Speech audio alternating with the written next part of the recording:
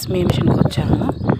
ఇక్కడైతే విశాలంగా అనిపించింది, కానీ పొద్దున్నే కదా చాలా ఇబ్బందిగా ఫీల్ అయ్యాను. నేనైతే మా ఊరికి వచ్చాను ఇక్కడ రైల్వే స్టేషన్కి. అది కూడా తాత్కాల్ టికెట్ తీసుకోవడానికి. ఏంటో టైం ఉందంటే ఇంకా చూద్దాంలే, ఇక్కడ కోతులు చాలా ఉంటాయని వీడియో తీద్దామని చూసి కోతులు అయితే రావడం మానేసాయి. చూపిస్తాను. ఇక్కడ ఇది స్టోర్ రూమ్.